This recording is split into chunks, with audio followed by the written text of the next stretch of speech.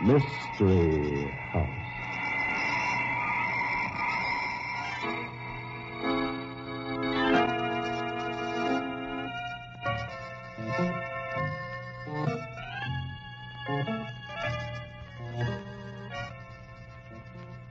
Mystery House, that strange publishing firm owned by Dan and Barbara Glenn, where each new novel is acted out by the Mystery House staff before it is accepted for publication.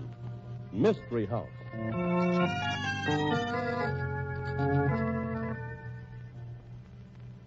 Greetings, thespians. Good evening, Mrs. Glenn. Hi, Barbie. I think this story is going to make a good book, and I'll be anxious to know if it fools you people. Oh, a fooler, huh? Right.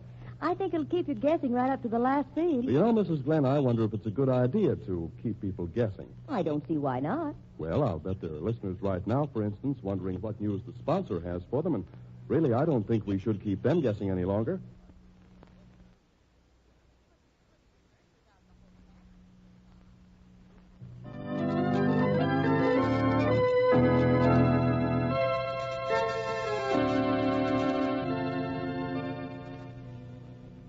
Okay, places, everybody. Set the scene, Tom.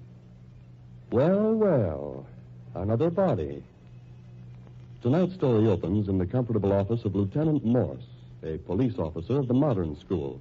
A rather timid man is standing before the lieutenant's desk, and Morse isn't paying much attention to him. Richover's the name, Lieutenant. Richauver. Richover. I live at 612 North Tennant Lane.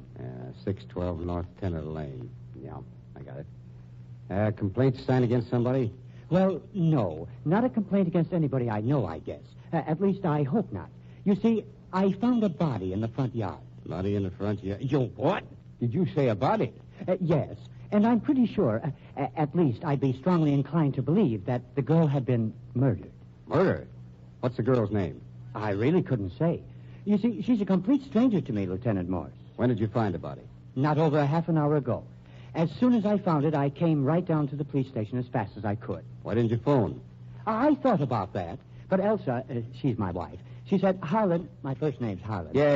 You go right down there and tell the police about it yourself. See that they come right back here with you. If you phone them, they may be hours getting out here, so I came. Yeah. Your wife's watching the body, is she, to see that nobody touches it or moves anything? Oh, yes, she's very efficient. Elsa wouldn't let anybody disturb anything. You can depend on that. Oh, hello, Gretchen. Now, looks like we got a story for you. Hi, Morse. Hey, wait a minute. Not a story about Mr. Richover, Richauver, Richover. You mean you know this man, Gretchen? I don't believe I've ever met the young lady. Oh, sure, Richie. Gretchen Talley, feature writer on the Chronicle. You remember me, Richie. Sure you do. Hey, wait a minute. What's this all about, anyway? Why, Richie's a genius, Morse. A genius for finding bodies. He finds more darn bodies. Now, please, Miss Talley, The last one was nearly 2 years ago. He didn't know from nothing, Richie. Didn't just found the body. It was a very distressing thing. I came home from work and stumbled across the body, right across the doorstep. Yes, I remember. And the prosecuting attorney tried his best to hook you up with the case, but it was no dice. You don't tell me. Well, just how many bodies have you found, Mr. Richover? Richover. Richauver. Richover. Yeah, Richover. Now, don't you worry about how I pronounce your name. But it's rather an important thing to me, Lieutenant. Morse. Now, there's a simple name. Nobody could mispronounce that. But Richover. You've no idea the fantastic ways people can twist it around. Forget it. I ask you a question. Yes? How many bodies have you found altogether? Up to this one or including it? Including it. Why, 3 up to this girl. 4 altogether. You've no idea what an irritating thing it is to be forever stumbling into corpses, especially when they've been victims of violence. Yes, I'll bet I haven't at that. Now, you don't know anything about this girl that's on your front lawn now, I can answer that one for you, Morse. He never saw her before in his life. Why, how did you know? Oh, I'm psychic, Richie, and I'm not fussy like the judge was on that last case. You know, I think you people actually suspect me of murder. You don't say. It's rather distressing when a citizen does what he should, makes a report promptly, does his duty, and then... Then the nasty old police say to him, I bet you did it. That is irritating, I bet, Richie. How was this dame killed, the one you just found? Why, I really don't know, Lieutenant. I've understood it was best not to move the body, and so I didn't examine anything. Mm-hmm. Well, you know whether she was killed with a bullet or a meat cleaver, don't you? You could tell me that, couldn't you? I'll bet it wasn't a bullet. Why, no. No, I don't believe it was. Those people you find, Richie, they never are killed by gunfire, are they? Huh? You should have been around when Richie discovered the other bodies, Morse. The pattern was always the same. You found it when you were coming home from work, Richie? Why, yes. And he'll be able to prove that he was at the office all day, Morse. And the coroner will testify that the victim was murdered at least 2 or 3 hours before Richie found the body. See here. I don't have to stand for these insinuations. I'm a respectable citizen. You're a respectable citizen, all right, Richie. You just have one bad habit. Finding bodies.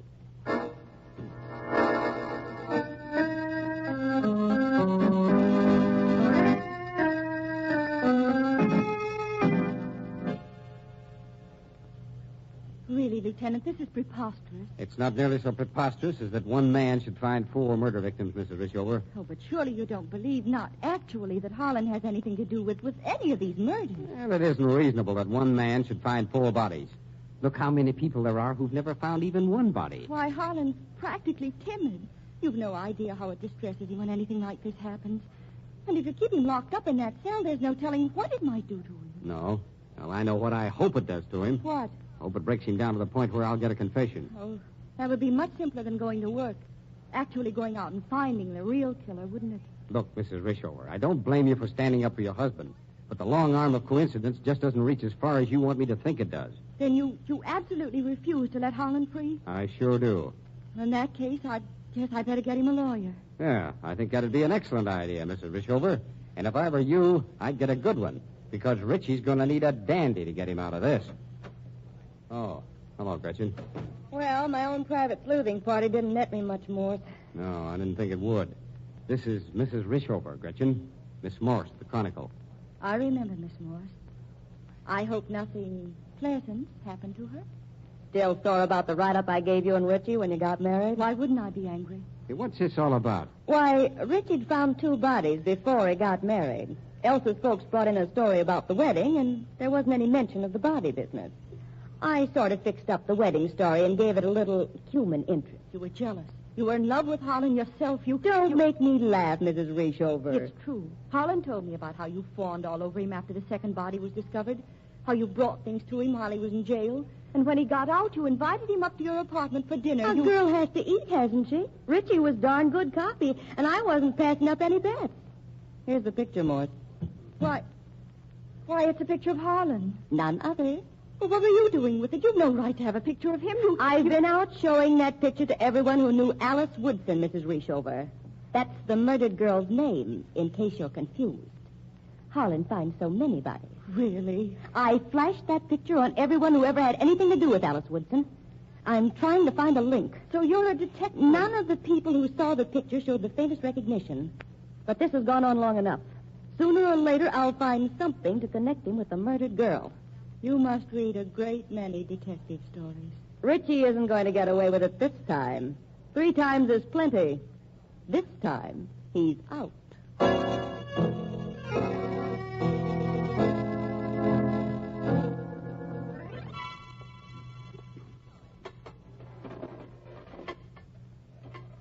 Hello, Lieutenant. Yeah, you ready to start talking yet, Mr. Rishover? Rishover. Richauver. Rishover. Yeah, Rishover. Gretchen Talley picked up a clue, Richie. A frail, slender clue that most cops wouldn't even bother to follow. And I think she's going to make something out of it, Richie. You know, you can't kill 4 people without making one mistake. What did she find? A girl had a ring in her purse, Richie. A cheap little ring with a rhinestone set in it. I don't know a thing about it. It's the kind of a ring you can buy at any dime store. And there was one just like it on your keychain. I didn't have any cheap ring with a rhinestone in it. Not on my keychain or anywhere else. Yeah? Who are you trying to bluff, Richie? I didn't, and that's the truth. You didn't give the girl that ring and tell her it was an engagement ring? Of course not. I've told you that I never saw the girl before in my life. I know. You're sort of used to telling the police that, Richie. They've been kind of easy on you.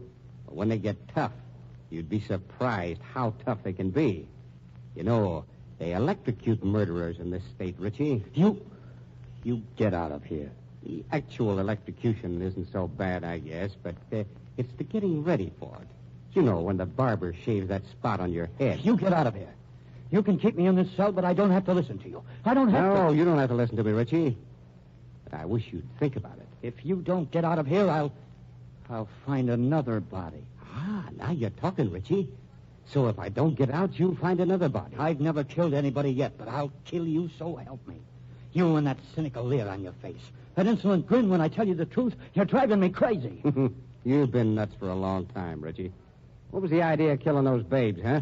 Stepping out on Elsa and afraid you'd get caught? I'd like to strangle you. Well, you might get away with it. You've got away with 4 murders already. But then again, you might be stretching your luck just a little bit. You might... What have you done to me? Listen, Richie. You can't... Oh, dear. I wonder. No pulse beat. Yes, he's dead. Quite dead. I told him he'd get into trouble, but... Suicide. Yes, that's it. He has a gun. Have to be careful. Handkerchief. No fingerprints. Put it in his hand. Like this. And press the finger. So. Help! Somebody help! Hurry! Now I'm done for, I suppose. Still, I wonder.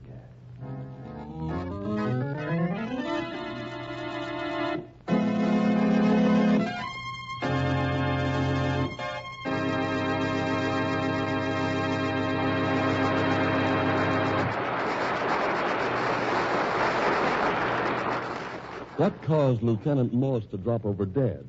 And was Mr. Reshover responsible? Did he murder the other 4 people whose bodies he found? And can he be convicted? We'll find out in the second act of tonight's story. Meanwhile, here's a brief message from our sponsor.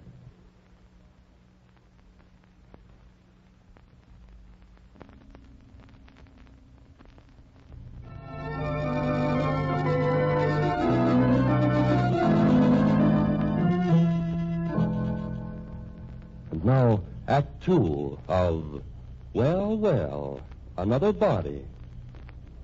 The scene is Harlan Reshover's jail cell. His wife and Captain Corlett of the homicide squad are there, and Mr. Reshover seems to be somewhat bewildered. Lieutenant Morse was trying to force a confession from you, wasn't he, Harlan? Why, yes, he was. Quite nasty. And he waved his gun at you, and you got scared and grabbed it from him, and you shot him to protect yourself, didn't you? Just a minute, Mrs. Richover. Reshover, Captain. Richauver.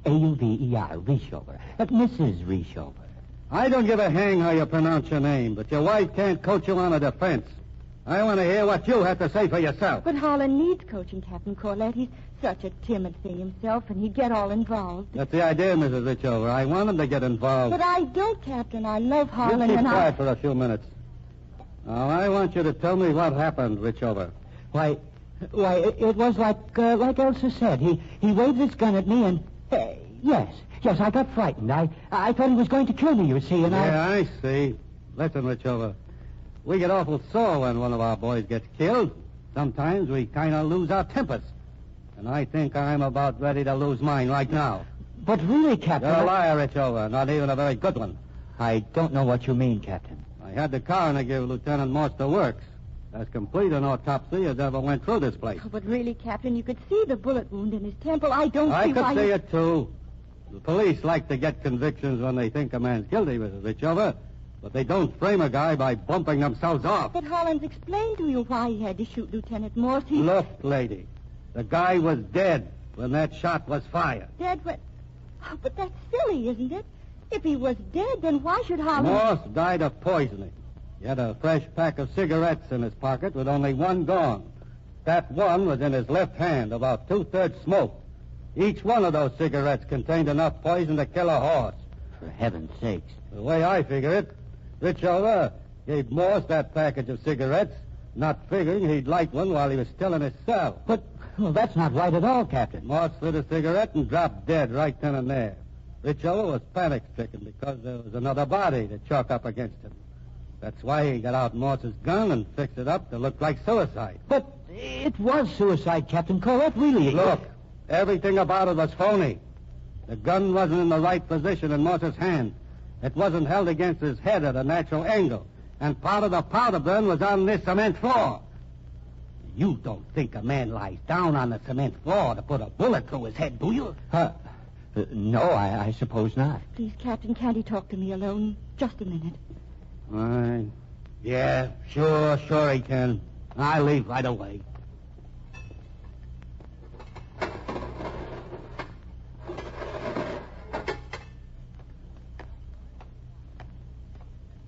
Now, Harlan, it was practically like the captain said, Elsa. No, Harlan, don't be a fool. But I have a microphone hidden somewhere in your cell. They're listening to every word you say. Whisper to me so nothing could pick up the sound. Then I'll figure out a story. You see, I'll tell them what you said to me. And you must stick to whatever story I make up. Understand? Yes, I understand, Elsa.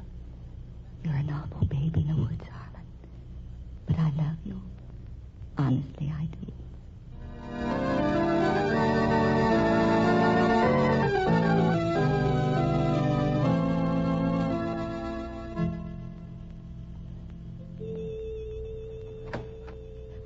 What do you want?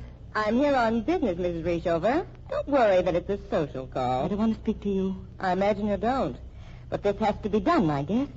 You've no right to come barging into my home like this. You know? I just wanted to check something, Mrs. Reeshover. What? You smoke, don't you? Why, occasionally, yes, not regularly. Why? Have a package of cigarettes around now? Why, I believe so, but what business of that? Don't bother. I see one in the ashtray that doesn't have the brand name burned off. Oh, very interesting. What are you driving at? The brand name's the same as the kind Lieutenant Morse was smoking when he was killed. Interesting. See here, you surely don't think that you're implicated in any of Richie's murders? Oh, dear, no. But it is funny, isn't it? That you should smoke that same brand. By the way, there was something else I wanted to ask you about. Yes? When Richie found that first body, were you acquainted with him? No, I didn't know him at all. I remember when Harlan and I were introduced, they told me he'd found a gangster's body in front of his door, and I was fascinated. But that second body, you knew him when that one was found, didn't you? Yes, it upset him terribly, and I was so sorry for him. You knew the second victim, didn't you? What? No. I'm afraid you're lying about that, Mrs. Reeshover. I think you did know the second victim. I said I didn't really. You're being outrageous. I think maybe you can commit quite a bit. The way I figure it, Richie's finding the first victim was an accident. One of those things that could happen to anyone. But it gave you an idea. There was a certain party you wanted to get rid of. Get out of here. I won't stand for this. You killed the second one and arranged things so Richie would find the body.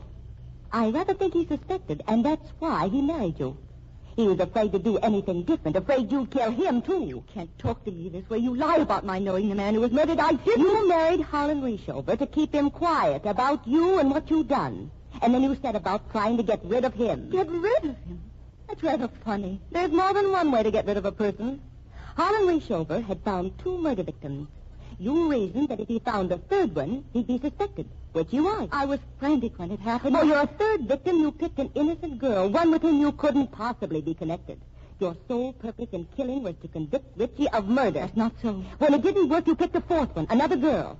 You wanted to be sure this time, so you put a cheap ring in her purse and put a duplicate of it on Richie's keychain. You lie. I never did such a thing. The game's about over, Mrs. Reeshover. I found the 10-cent store clerk who sold you those rings. She's identified your picture.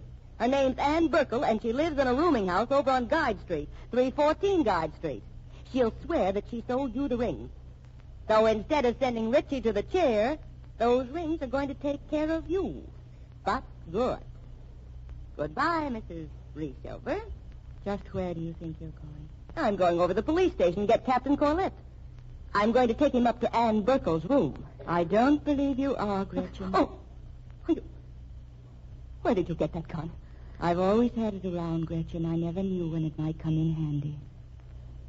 What are you going to do to me? That all depends, Gretchen. There's the phone. What? I said there's the phone. Go ahead and call Captain Corlett. What? I said to phone Captain Corlett. Tell him to go to 314 Guide Street and question Ann Burkle. I don't get it. You mean you actually left I him? mean you'd better call him if you don't want to get a bullet through your pretty head. But You know the number. Go ahead. you're going to kill me. That remains to be seen, Gretchen.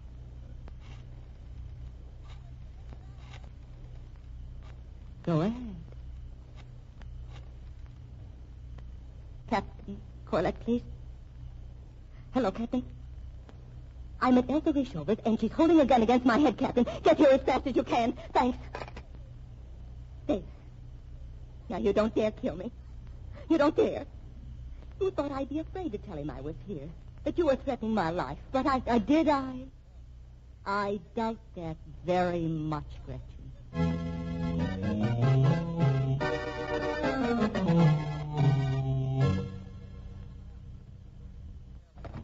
All right, Mrs. Richover, drop that gun. No, thank you, Captain. I think I'll just go right on holding it if you don't mind. What? No, don't worry. I won't hurt anybody unless it's necessary. What's this all about, anyway? Gretchen Talley was in love with Harlan. Fell in love with him during the course of his trial after he'd found the first body. She figured that finding a second body would be serious. You Let her lied. talk, Gretchen. She arranged for Harlan to find a second body, and then she furnished the alibi for him when it looked like he was in a tight spot. It was easy enough for her to do, because she'd committed the murder. I can check the records on the alibi, I guess. I helped him a little in order to get a story, that's all. Gretchen thought he'd be so grateful to her that he'd marry her. But Harlan was in love with me, and we were married. And when Harlan and I had been married about a year, there was another body, this time a girl. The police hounded him, but his alibi was so perfect they finally had to release him. And then this last one. I went to Lieutenant Morse and told him what I suspected. He began investigating, and he had an accident. Well, you lie. You never talked to Lieutenant Morse alone. She was in Lieutenant Morse's office when they checked Harlan's personal effects. She found the finger ring on Harlan's key ring. Nobody else had noticed it. And she said it was a clue she'd like to follow up. How about that, Gretchen? Why, yes. There'd been a ring in the girl's purse. Why wouldn't I check a good story? I've never seen the girl she talks about, this Ann Burkle, who was supposed to have sold me the rings, but I'll bet if you'll go to her room, you'll find she's been murdered. If she's dead, you killed her. Doggone if I know what to believe. she never intended to convict Harlan. All along, all the murders she committed were supposed to get me out of the picture and get Harlan for her. Maybe we better let Mr. Richover get into this conversation. He doesn't seem near as guilty as he did.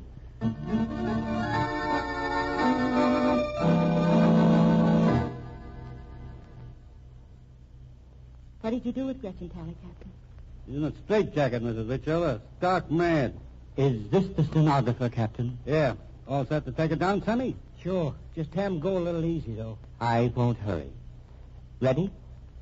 I, Harlan Rishover, Richauver, make this statement of my own free will without any promise of clemency. I have never killed anyone. Miss Talley and I were business partners, and I was completely unaware that she had any romantic attachment for me until the episode of the ring. Episode of the ring. Okay. The first murder victim I found, I know nothing about. The other three whose bodies I found were killed by three different people, whose names I will give. Miss Talley, through her newspaper connections, had gained an acquaintance with numerous underworld characters. They paid us very handsomely to have me find the bodies. That threw suspicion completely away from the real murderers. Yet, there was never any real evidence against me except my being in the right place at the right time.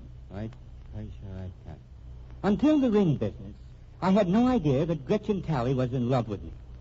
Gretchen Talley had never killed anyone until the Lieutenant Morse and Ann Burkle murders. It was then I realized that she was trying to implicate my wife, trying to get her out of the way. The Lieutenant Morse murder made it apparent that Morse had been on the right track.